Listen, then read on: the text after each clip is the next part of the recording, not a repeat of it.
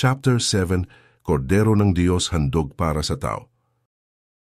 Alam ni Juan na tagapagbautismo kung bakit naparito si Jesus, at alam niya kung ano ang kailangang gawin ni Jesus para iligtas ang kanyang bayan.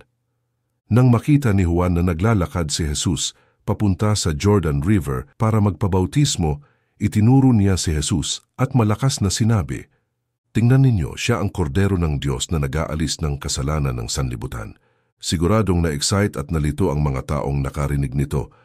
Ang ideya ng isang tupa na iaalay sa Diyos para mag-alis ng kasalanan ay pamilyar sa mga Hudyo.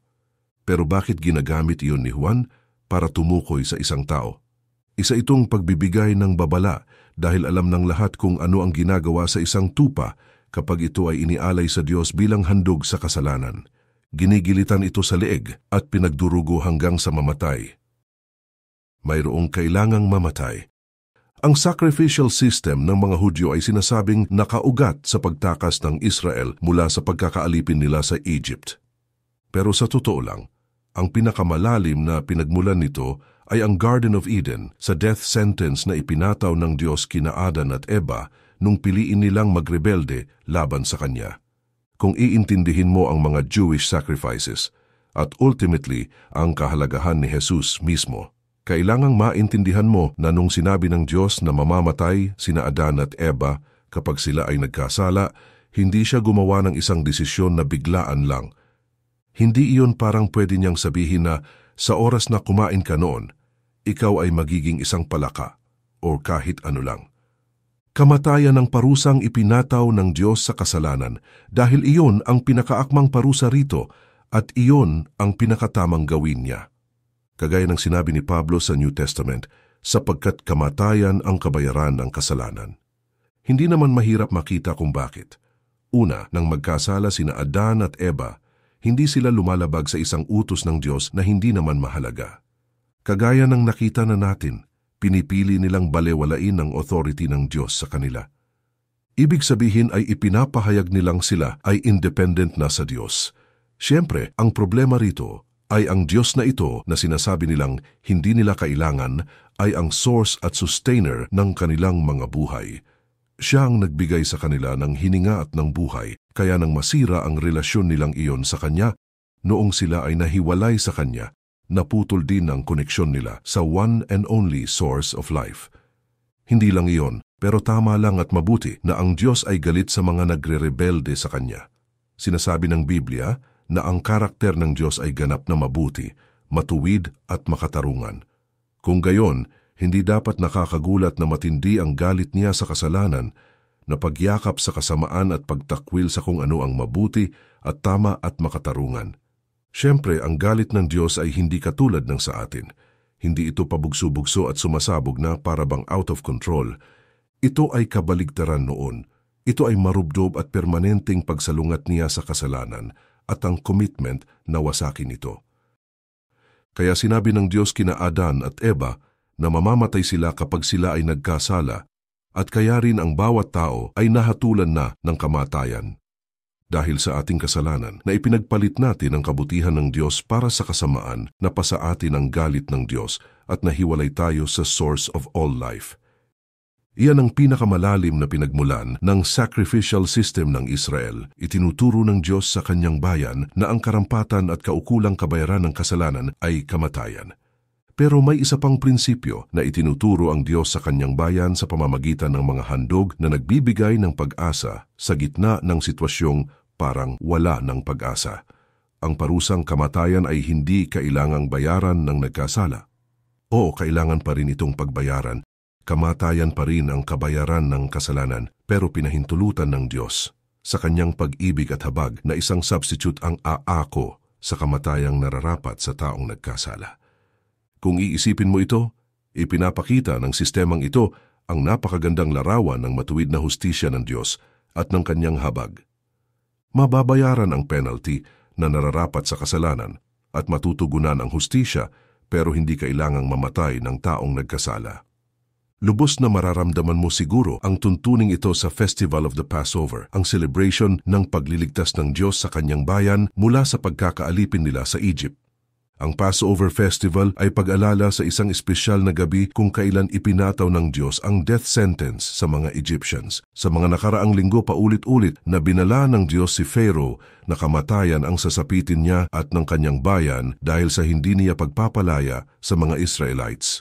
At ipinakita ng Diyos ang kanyang power at sovereignty sa Egypt sa pamamagitan ng siyam na magkakasunod na mga salot sa bayang iyon.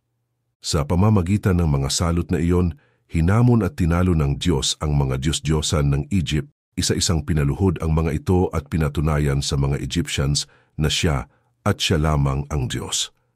Ang pinaka-nakakatakot na pangyayari sa mga salot ay nang dumating ang ika-10. Ganito inilarawan ng Diyos kay Moises ang gagawin niya sa mga tao sa Egypt. Sinabi ni Yahweh kay Moises, "Isa na lamang salot ang ipadadala ko sa Faraon at sa buong Ehipto, at papayagan na niya kayong umalis. Pagdating ng hating gabi maglalakad ako sa buong Ehipto at mamamatay ang lahat ng panganay na lalaki mula sa anak na magmamana ng trono ng Faraon hanggang sa panganay na anak ng hamak na aliping babae na tagagiling ng trigo. Pati panganay ng mga hayop ay mamamatay. Walang maririnig sa buong Ehipto kundi ang malakas na panaghoy na hindi pa naririnig at hindi na maririnig kailanman. Ngunit ang mga Israelita, maging ang kanilang mga hayop ay hindi man lamang tatahulan ng aso upang kilalanin mo na may pagkakaiba ang pagtingin ni Yahweh sa mga Israelita at sa mga Ehipsyo. Kalunos-lunos ang hatol na ibubuhos ng Diyos, pero ipinangako niya rin na ang kanyang bayan ay maliligtas. Kung siya'y susundin nila at gagawin ang kanyang mga utos, ang sinabi ng Diyos na gagawin ng mga Israelita ay nakakatakot rin. Sinabi niya na sa gabing mamamatay ang mga panganay, ang bawat pamilya ay kukuha ng isang tupang walang kapintasan, hindi defective at walang sakit, at papatayin ito bago sumapit ang gabi. Pagkatapos ay maghahanda ang pamilya ng isang pista mula sa kinatay na hayop. Pero mas mahalaga ang sinabi ng Diyos na dapat silang kumuha ng dugo mula sa hayop na iyon at ipahid sa mga hamba ng kanilang bahay. Ito ang susi sa lahat ng iyon dahil sinabi ng Diyos na maglalakad siya sa buong bayan ng Egypt para patayin ang mga panganay. At kapag nakita niya ang dugo sa hamba, ay lalagpasan niya ang bahay na iyon at hindi nila mararanasan ang salot. Kapag ginawa nila ang lahat ng ito, kapag namatay ang tupa at ang pamilya ay nagtago sa dugo nito, sila ay maliligtas. Tumigil ka at pag-isipan muna sandali.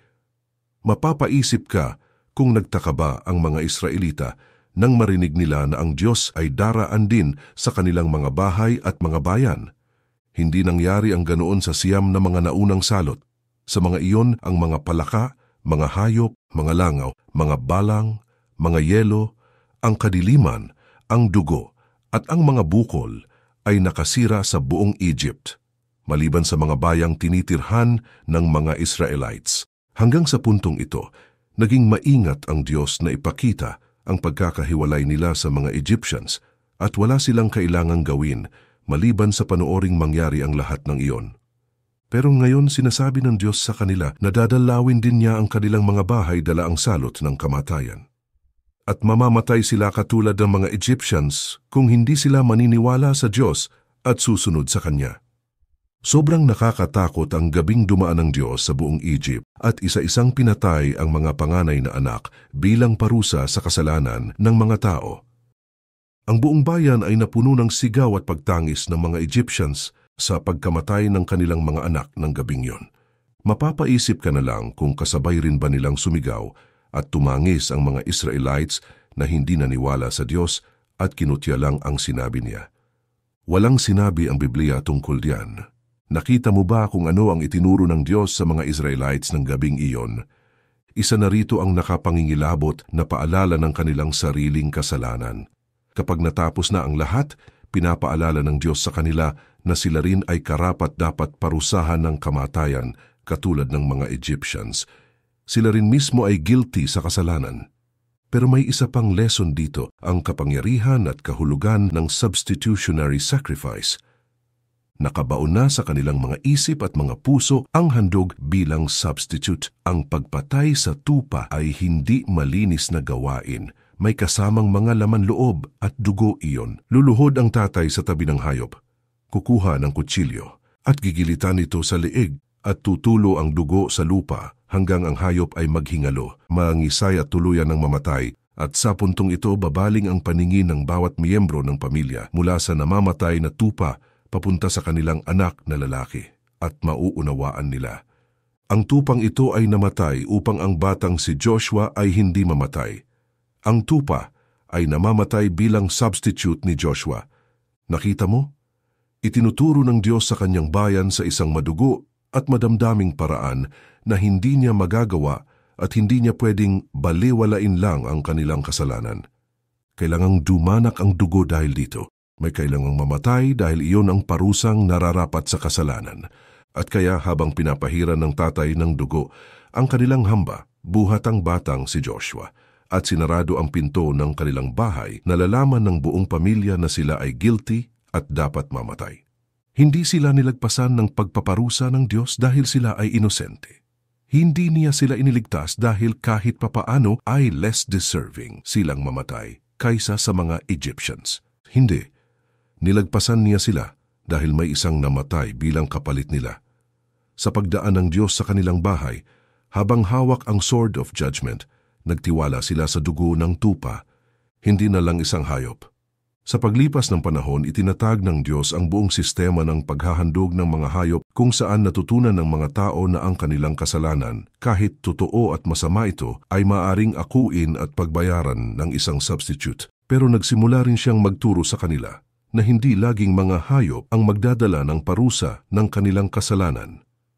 Isa sa mga mahahalagang halimbawa nito ay hindi kaagad napapansin, pero isa ito sa mga pinakamalalim at mahalagang punto sa buong Old Testament. Pagkatakas nila mula sa Egypt, mahabang panahon rin ang naging paglalakbay ng Israelites sa disyerto. At sa maniwala at sa hindi, mahabang panahon rin ang pagrereklamo nila sa Diyos na hindi sila binibigyan ng sapat o ng masarap na pagkain at tubig. Paulit-ulit na nag-provide ang Diyos para sa kanila at paulit-ulit rin na nagreklamo sila laban sa Kanya. Sa Exodus 17, sinasabi ng Biblia ang isang pangyayari na sa unang tingin ay parang katulad lang din ng ibang pagrereklamo ng Israel at pagbibigay ng Diyos ng tubig para sa kanila. Pero sa totoo lang, iyon ay mas higit pa roon. May ituturo ang Diyos sa kanyang bayan na kahanga-hanga at hindi nila inaasahan.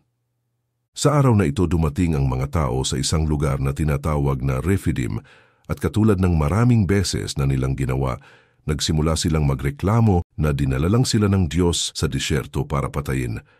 At sa pagkakataong ito ay sa pamamagitan ng uhaw naman. Pero dito sa Rephidim, ang pagrereklamo ng mga Israelites ay umabot sa ibang level. Sa pagkakataong ito, malinaw na ipinakita ng Biblia na sinusubok nila ang Diyos. Oo nga't si Moses ang malapit na nilang batuhin hanggang sa mamatay, pero si Moses ay spokesman ng Diyos. Ang totoong problema ng mga tao ay wala kay Moses, iyon ay nasa Diyos. Sila'y dinala niya sa wilderness para mamatay, at ngayoy inaakusahan nila ng murder ang Diyos. Inilalarawan ng Biblia ang instructions ng Diyos kay Moses sa harap ng mga paratang sa kanya ng mga tao. Sinabi niya kay Moses na tipunin ng mga tao at tumayo sa harap nila kasama ang mga elders ng Israel. Significant iyon dahil ang mga elders ang siyang tumatayo bilang judges. Pinamamahalaan nila ang mga kaso na katulad ng paratang na ito. Sinabi rin ng Diyos kay Moses na dalhin niya ang kanyang tungkod. Mahalagang detalye rin iyon dahil hindi iyon ordinaryong tungkod lang. Iyon ang tungkod na ginamit ni Moses para gawing dugo ang tubig sa Nile at ang mga buhangin ay gawing mga insekto. At ito rin ang itinaas niya sa Red Sea para malunod dito ang Egyptian army. In other words, iyon ang tungkod na ginamit ni Moses para magpataw ng parusa. Kaya nga sa buong eksenang ito ay may nagbabadyang masamang mangyayari. Nagtipon ang mga tao sa pangunguna ng mga elders at dinala ang staff of judgment. Parang sinasabi ng Diyos sa mga taong reklamador at rebelde, gusto mo ng paglilitis? Sige, magkaroon tayo ng paglilitis. Mayroong mapaparusahan, magkakaroon ng paglalapat ng hustisya. Pero laban kanino? Hindi laban sa Diyos pero laban sa Israel dahil sa kanilang pagrereklamo sa hindi nila pagiging tapat sa Diyos na palagi at paulit-ulit na naging tapat sa kanila. Ang staff of judgment ay ipapataw sa kanila. Pero narito ang kakaibang nangyari na hindi masyadong napapansin kahit na ng maraming matagal ng Kristiyano. Tingnan mo kung paano ito inilarawan sa Biblia. Kaya humingi ng tulong si Moises kay Yahweh. Ano ang gagawin ko sa mga taong ito? Gusto na nila akong batuhin. Sumagot si Yahweh, magsama ka ng ilang pinuno ng Israel at mauna kayo sa mga Israelita. Dalhin mo ang iyong tungkod na inihampas mo sa ilog Nilo at lumakad na kayo. Hihintayin ko kayo sa ibabaw ng malaking bato sa Sinai. Hampasin mo ito at bubukalang tubig na maiinom ng mga tao. Iyon nga ang ginawa ni Moises at ito'y nasaksihan ng mga kasama niyang pinuno ng Israel. Nakita mo ba iyon sa gitna ng talatang ito? Nakita mo ba kung saan bumagsak ang staff of judgment? Sa bato?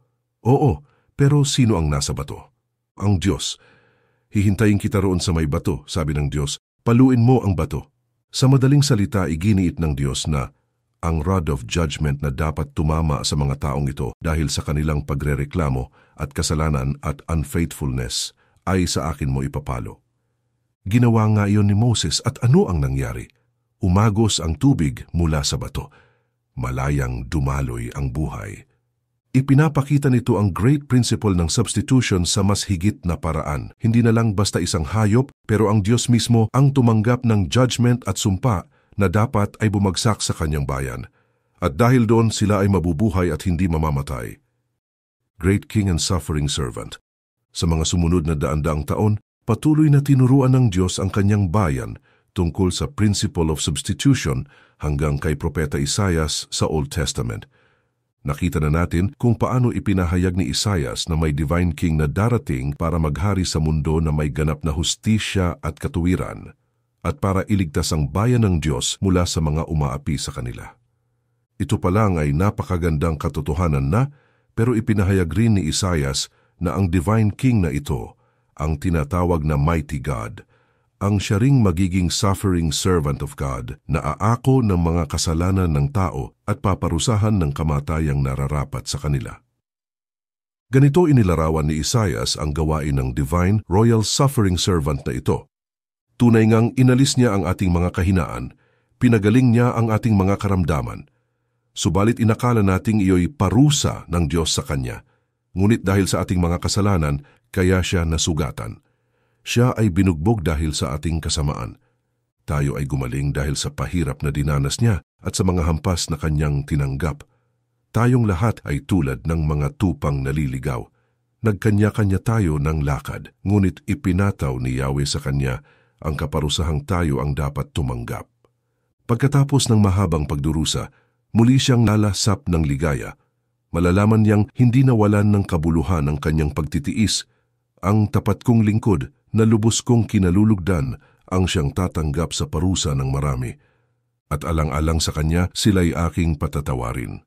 Nakita mo kung ano ang sinasabi ni Isaias dito.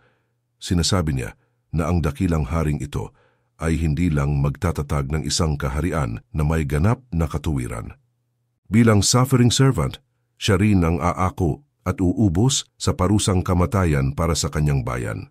Siya ang sasapo ng sumpa laban sa kanila at gagawin silang karapat-dapat na mamuhay kasama siya magpakailanman sa kaharian na kanyang itinatag. Alam niya kung bakit siya naparito. Ang lahat ng ito ay nasa isip ni Juan na tagapagbautismo nang sumigaw siya noong araw na iyon. Tingnan ninyo, siya ang kordero ng Diyos na nag-aalis ng kasalanan ng sanlibutan.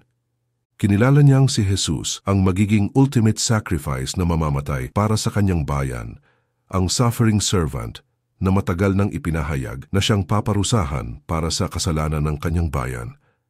At kaya nga nabautismuhan si Jesus, hindi dahil kailangan niyang magsisi sa kanyang sariling mga kasalanan, pero dahil siya ay nakikiisa sa mga makasalanang tao na kanyang ililigtas. As Son of God, as representative, as King, as champion, and as suffering servant of the Lord.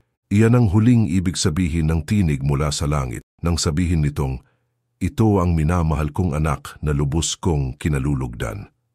Ang mga salitang iyon, lubos kong kinalulugdan, ay sadyang pag-uulit sa mga salitang unang sinabi ng Diyos tungkol sa suffering servant na nakasulat sa aklat ni Isaias. I hope na nakikita mo na ngayon ang kakaibang pangyayari noong araw na iyon sa Jordan River. Sa kanyang bautismo at sa mga salitang iyon mula sa langit, lubusang ginagampanan ni Jesus ang kanyang mga roles, mga tungkulin na itinakda ng Diyos na gampanan niya mula pa sa simula.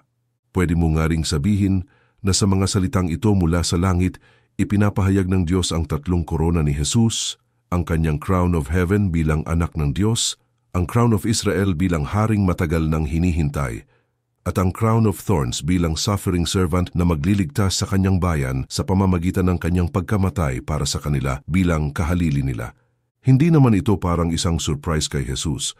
Alam niya kung bakit siya pumarito at alam niya kung ano ang kailangan niyang gawin para iligtas ang mga tao sa kanilang mga kasalanan. Kailangan niyang akuin ang puot ng Diyos para sa kanyang bayan. Iyon ang ibig sabihin niya nang sabihin niyang naparito siya upang maglingkod at ialay ang kanyang buhay sa ikatutubos ng marami. Iyon ang ibig niyang sabihin nang iabot niya ang cup of wine sa kanyang mga disciples noong huling hapunan nila bago ang kanyang kamatayan. At sinabi niyang, "Kayong lahat ay uminom nito sapagkat ito ang aking dugo na katibayan ng tipan ng Diyos. Ito ang aking dugong ibinubuhos para sa kapatawaran ng kasalanan ng marami." Ang salitang ginamit ay symbolic pero ang katotohanan sa likod nito ay sobrang powerful. Malapit nang mamatay si Jesus, hawak na ng Eternal Son of God, ng haring matagal nang hinihintay ang espada at naipanalo na ang laban ng kanyang bayan. Ngayon ay pagbabayaran na niya ang parusa ng kanilang kasalanan. Ang suffering servant ay aako ng kasalanan ng kanyang bayan, mamamatay bilang kapalit nila, at gagawin silang matuwid sa harapan ng Diyos. Walang ibang daan. Nang gabing bago siya namatay, nakasalo ni Jesus ang kanyang mga disciples sa isang hapunan at ito ay naging isa sa pinakamalinaw na paliwanag ng kahulugan ng lahat ng ito. Taon-taong ipinagdiriwang ng mga Hudyo ang Passover sa pagsasalo-salo sa isang hapunan. Ang hapunang ito ay paalala sa kanila ng dakilang pagliligtas na ginawa ng Diyos nang palayain sila mula sa pagkakaalipin sa Egypt. Kaya nang pagsaluhan ni Jesus at ng kanyang mga disciples ang hapunang ito, ipinagdiriwang nila ang isang kahangahangang pagliligtas. Pero may iba pang layunin si Jesus. Habang pinagsasaluhan nila ang hapunang ito, ipinaliwanag niya sa kanila na may isang mas dakilang pagliligtas na mangyayari. Ang pagliligtas na ito ay magpapalaya sa bayan ng Diyos hindi lang sa pagkakaalipin at kamatayang physical kundi spiritual. Isasagawa ang isang act of love na mas higit pa sa Exodus. Narito ang sinabi ni Jesus sa Last Supper. Habang sila'y kumakain, dumampot si Jesus ng tinapay at matapos magpasalamat sa Diyos ay pinaghati-hati niya iyon, ibinigay sa mga alagad at sinabi, "Kunin ninyo ito at kainin. Ito ang aking katawan." Pagkatapos dumampot siya ng kopa, nagpasalamat sa Diyos at ibinigay iyon sa kanila. Sinabi niya, "Kayong lahat ay uminom nito sapagkat ito ang aking dugo, na katibayan ng tipan ng Diyos. Ito ang aking dugong ibinubuhos para sa kapatawaran ng kasalanan ng marami." Dito umabot ang pagpapakita ng pag-ibig ni Jesus para sa kanyang mga disciples. Ang kanyang dugo ay ibubuhos para sila ay maligtas. Siya ay mamamatay para sila ay mapalaya at mapatawad sa kanilang kasalanan, pagtalikod at pagrerebelde sa Diyos. Ang susunod na pangyayari ay isa sa mga eksena sa Biblia na parang mahirap panoorin. Masyado itong intimate at masyadong masakit. Pagkatapos maghapunan, dinala ni Jesus ang kanyang disciples sa isang hardin na tinatawag na Getsemani. Alam niya kung ano ang mangyayari, kaya lumayo siya para manalangin. Ang panalangin sinabi ni Jesus doon sa hardin ay mahirap, pero ipinapakita nito ang pag-ibig ni Jesus na nag-udyok sa kanya para pasanin ang krus. Nagpatira pa siya at nanalangin, "Ama ko, kung maaari po, ilayo ninyo sa akin ang kopang ito ng paghihirap. Ngunit hindi po ang kalooban ko, kundi ang kalooban ninyo ang mangyari." Kita mo, may paraan nga para ilayo kay Jesus ang kopang iinumin niya. Ang kopa ng puot ng Diyos. May paraan para hindi niya kailangang inumin ito. At ang paraang iyan ay hayaan tayong mga makasalanan ang mahatulan at maparusahan ng kamatayan magpakailanman. Iyon ang ibig sabihin ni Jesus nang sabihin niyang may 12 legions of angels siya na naghihintay sa iuutos niya. 72,000 angels ang nakaabang at sa isang iglap, sa isang bulong mula sa kanyang mga labi, ay maibabalik si Jesus sa langit sa kaluwalhatian, kung saan bilyon-bilyong mga anghel ang buong panahong sumasamba at nagpupugay sa Kanya bilang anak ng Diyos na ganap ang katuwiran at ang katarungan. Pero hindi niya tinawag ang mga ito. Hinayaan niyang tumayo sila sa langit, nagtataka sa buong pangyayari dahil siya at ang Ama ay determinadong iligtas ang Kanyang bayang makasalanan. At sa oras na nabuo ang pasyang iyon, may isang paraan lang para gawin iyon. Kailangang inumin ni Jesus ang kopa ng puot ng Diyos. Iyon ang tanong ni Jesus sa hardin. May ibang paraan ba para iligtas sila, Ama? Maaari kayang iligtas ang mga taong ito sa ibang paraan maliban sa pag-ako ko ng parusang kamatayan at pagkahiwalay sa iyo? At ang sagot sa tanong, sigurado kahit na hindi binanggit, ay ito. Walang ibang paraan. Bakit? Dahil hindi maaring magbulag-bulagan lang ang Diyos sa kasalanan. Hindi niya pwedeng baliwalain lang ito o magkunwaring hindi ito nangyari o patawarin lang ito basta-basta. Kailangan niyang harapin ito ng makatotohanan, makatarungan at makatuwiran. Dahil sabi nga ng mang-aawit, kaharian niya'y matuwid at salig sa katarungan. Kaya tatanggapin ni Jesus ang kopa ng puot ng Diyos dahil mahal niya tayo at gusto niya tayong iligtas. Pero dahil mahal niya rin ang Diyos Ama at hindi niya hahayaang maliitin ang karangalan niya. Tayo ay maliligtas at ang Diyos ay mapararangalan. Pero mangyayari lamang ito kung ang Haring si Jesus ay mamamatay. Habang siya'y nakapako sa krus, ang crucifixion o pagpapako sa krus na isinasagawa ng mga Romano ay mananatiling isa sa mga pinakakakilakilabot, pinakakahiya-hiya at pinakamalaswang paraan ng pagpaparusa sa buong mundo. Napaka-terrible nito. Kaya hindi man lang sinasabi ng mga taong edukado at nasa mataas na antas ng lipunan sa Greek at Roman societies ang salitang krus sa kanilang mga usapan. Iyon ay isang salitang nilalait at tumutukoy sa mas kalait-lait at kinasusuklamang paraan ng kamatayan. Ang crucifixion sa mundo ng mga Romano ay hindi isang private event. Iyon ay palaging lantad sa publiko dahil ang buong layunin nito ay takutin ang madla para sumunod sa mga nasa autoridad. Sinisigurado ng mga Romano na nasa gilid ng mga main roads papunta sa lungsod ang mga krus na pinagpakuan ng mga katawang sugatan at naghihingalo o ang mga nabubulok na bangkay. Maging ang petsa ng mga mas public crucifixions ay isinasabay nila sa mga pistang bayan at mga religious festivals para masiguradong mas maraming tao ang makakapanood sa nakakatakot na pangyayaring ito. Libu-libong mamamatay tao, mga magnanakaw, mga traidor, at lalo na ang mga alipin ang lantarang ipinapako sa krus sa buong imperyo. Hindi maiiwasan ang nakakatakot na krus sa buhay ng mga Romano at ganun nga ang plano ng mga Roman authorities. Kahit na maraming naparusahan at madalas ang pagpapako sa krus sa Roman society, nakakapagtaka pa rin na kaunti lang ang mga sinaunang ulat tungkol sa crucifixion. Pero sino nga ba naman ang gustong magsulat ng marami tungkol sa ganoong bagay? At bakit nila isusulat iyon? Ang krus ay may pahintulot ng gobyerno at may suporta pa nga nila para magawa ng mga berdugo o tagapatay sa mga taong nahatulan ang kanilang mga pantasyang sadistic, brutal at malupit. Kaya siguro hindi nakakapagtaka na ang mga ulat tungkol dito ay maiikli lang at mas tumutukoy sa mga horrors nito kaysa ilarawan ang mga detalye para bang sinasabi nilang hindi mo nagugustuhing malaman pa. Gutay-gutay na laman ang tatama sa matigas na kahoy. Pako na bakal na ibinaon sa buto at wasak na mga ugat. Mga butong nalinsad dahil sa bigat ng katawan, kahihiyan sa harapan ng pamilya, mga kaibigan at ng mundo. Yun ang kamatayan sa krus. Ang kasumpa-sumpang tulusan, ang tawag ng mga Romano dito. Ang tigang na kahoy, ang pinakamasamang krus o stauros sa tawag ng mga Griego dito. Hindi na katakatak kung bakit hindi ito pinag-uusapan ng mga tao. Hindi rin nakakapagtaka kung bakit ayaw ng mga magulang na makita ito ng kanilang mga anak. Ang stauros ay isang kasuklam-suklam na bagay at ang namamatay roon ay kasuklam-suklam din. Isang kriminal na ang tanging pakinabang ay para isabit doon at maging isang masangsang at nabubulok na babala sa sino mang maiisip na gumaya sa kanya. Ganoon namatay si Jesus. Pero ang pagkapakong ito ay hindi katulad ng nakita ng iba.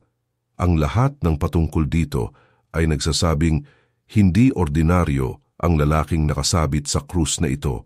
May kakaibang nangyayari rito. Isa na rito ang ginawa ni Jesus noong siya ay nakapako sa krus, ang mga sinabi niya sa mga nasa paligid niya. Karamihan sa mga kriminal na ipinako sa mga Roman crosses ay nagmamakaawa ng iinsulto sa mga sundalo at sa mga taong nanonood sa kanila, o kaya ay umiiyak sa sakit sa mga huling oras ng kanilang buhay. Pero hindi ganoon si Jesus. Kahit na nakapako siya roon, tinitiis ang pang-iinsulto ng mga namumunong Hudyo at ang kawalang pakialam ng mga sundalong Romano.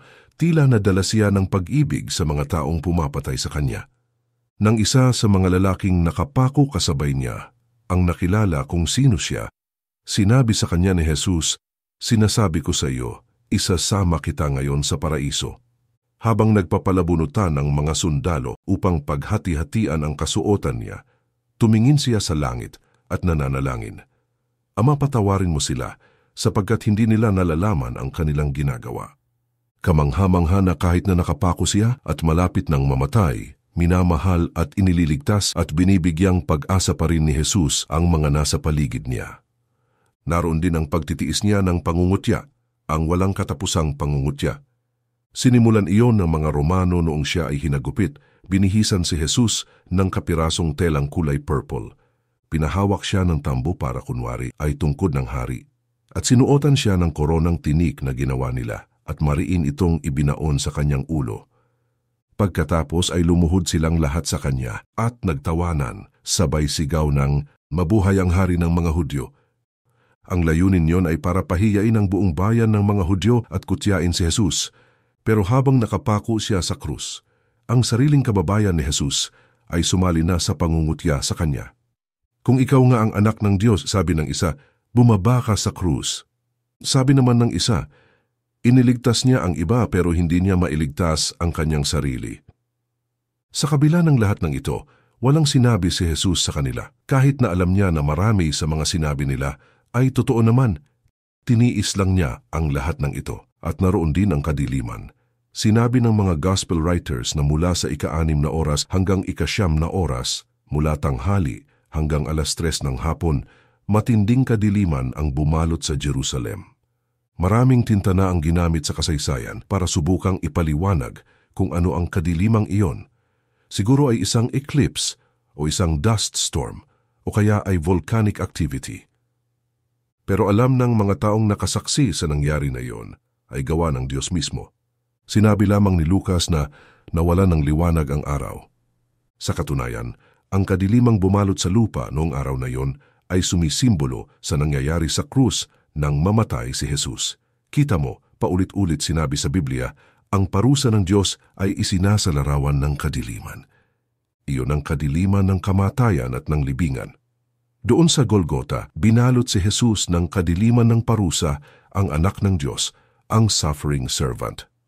Nang natanggal iyon, sinabi sa atin ni Matthew na umiyak si Jesus ng malakas at sinabing, "Eli, Eli, lema sabachthani," na ang ibig sabihin, Diyos ko, bakit mo ako pinabayaan?" Isa iyong talata mula sa awit 22, isang awit tungkol sa paghihirap ni Haring David bilang kinatawan ng Israel.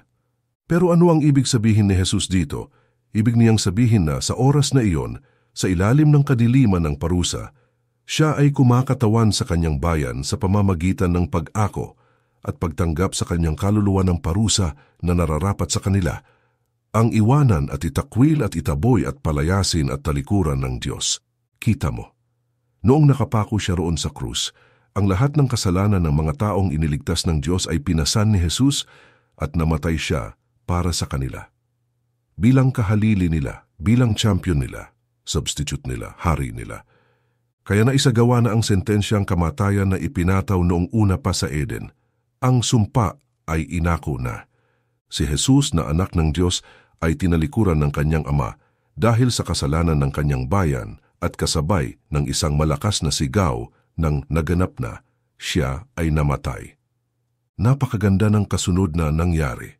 Sinasabi ni Matthew na ang kurtina ng templo na may taas na 18 metro, ang tabing na naghihiwalay sa mga tao mula sa dakong kabanal-banalan na sumisimbolo sa presensya ng Diyos ay nahati sa dalawa mula taas hanggang baba. Sa pamamagitan noon ay ipinapaalam ng Diyos sa sangkatauhan na ang kanilang matagal na pagkakalayo sa presensya niya ay natapos na magpakailanman. Pagkatapos ng ilang libong taon, simula sa araw na luha ang pinalaya sa Eden sina Adan at Eva, muling inaanyayahan ang mga tao na pumasok sa dakong kabanal-banalan at manahan sa presensya ng Diyos. Natapos na ng suffering servant, ng King of Kings, ng champion ng sangkatauhan ng kanyang trabaho. Sa pamamagitan ng kanyang buhay, nagawa niya ang lahat ng hinihingi ng katuwiran.